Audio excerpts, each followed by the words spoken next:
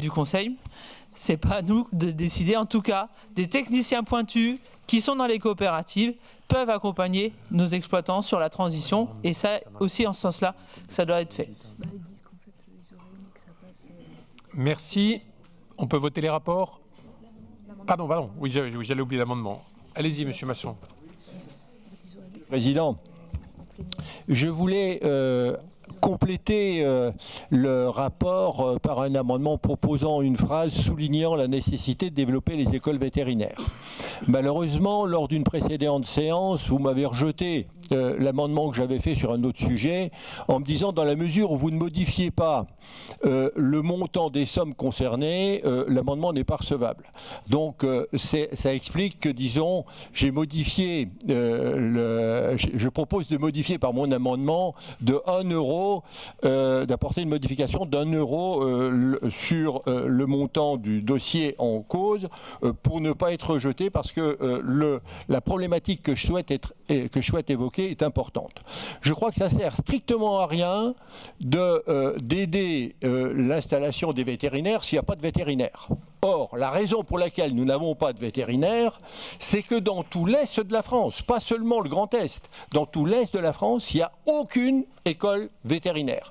Donc les quelques vétérinaires qui existent, qui ont été pour beaucoup d'ailleurs créés, enfin diplômés en Belgique, qui ont été obligés d'aller en Belgique pour passer leur diplôme, les quelques vétérinaires qui préfèrent la solution de facilité qui consiste, disons, à se tourner vers les petits animaux de compagnie plutôt que vers la fonction de vétérinaire agricole en quelque sorte. Alors, Monsieur le Président, le précédent maire de Metz avait, au moment des restructurations militaires, avait de manière très judicieuse essayé d'obtenir, dans le cadre des compensations aux restructurations militaires, d'obtenir la création d'une école vétérinaire. Et puis finalement, le dossier a plus ou moins, je dirais, capoté. Et actuellement, il y a quand même d'autres possibilités, puisque au Sénat, nous avions fait passer une disposition qui n'existait pas auparavant et qui a été votée par l'Assemblée nationale, donc qui fait partie de la loi maintenant, qui permet la création d'écoles vétérinaires en France à statut privé. Or, il y a actuellement des groupes qui sont intéressés par la création d'écoles vétérinaires et je crois, Monsieur le Président, qu'il serait bon que le Conseil régional se mobilise pour essayer d'obtenir la création enfin la création d'une école vétérinaire. Je pense que sur le long terme, une action volontariste de notre part serait beaucoup plus efficace que les actions que je ne veux pas dénigrer, qui nous sont présentées dans ce rapport pour soutenir l'installation, enfin pas l'installation, mais enfin les étudiants vétérinaires qui, je dirais, sont très peu nombreux dans l'Est de la France, parce que nous n'avons pas d'école et quand nous avons des gens de l'Est de la France qui vont à l'autre bout de la France pour faire des études vétérinaires, bien souvent ils s'installent sur place parce qu'ils se marient ou ils créent des liens sociaux.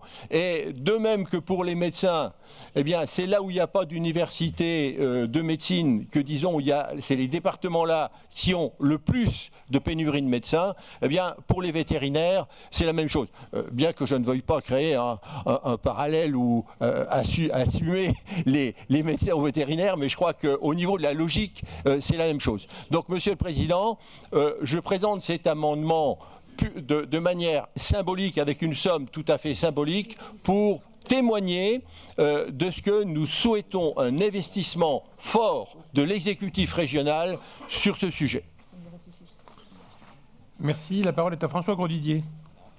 Oui, je vais satisfaire M. Masson en lui disant que ça fait déjà depuis de longs mois qu'en métropole de Metz travaille sur un projet de création d'écoles vétérinaires avec le soutien de la région, du département de la Lorraine et de l'ensemble des forces agricoles, sous le contrôle de Philippe Jeanlin, du Grand Est. Parce qu'un tel projet, bien sûr, doit concerner au moins tout le Grand Est et peut-être même au-delà, puisque l'école la plus à l'Est en France est Maison-Alfort, qui est quand même pas très dans les terre de l'Est en profondeur. Voilà. Et donc, nous y travaillons.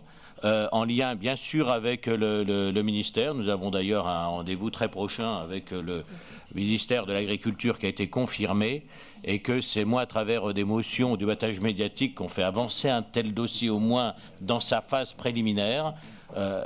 Et que nous travaillons très sérieusement, je le dis depuis de longs mois, d'ailleurs, que dès que la possibilité a été ouverte pour la création de nouvelles écoles publiques ou alors d'écoles vétérinaires privées. Voilà. Et nous travaillons donc sur les deux hypothèses depuis le premier jour où la chose a été rendue possible. Merci.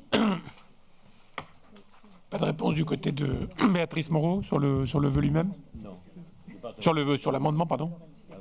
Non, vous dire que c'est quelque chose qu'on travaille en commun, puis évidemment, puisque la région doit absolument soutenir ce projet, puisque ça servira notre ambition éleveur, très simplement, et que je pense qu'on a déjà fait une première rubrique concernant les vétérinaires avec ce que vous avez évoqué tout à l'heure, mon collègue Laurent Wendlinger, et qui était attendu et qui est bien partie, cette brique vétérinaire, avec l'accompagnement veto en rural.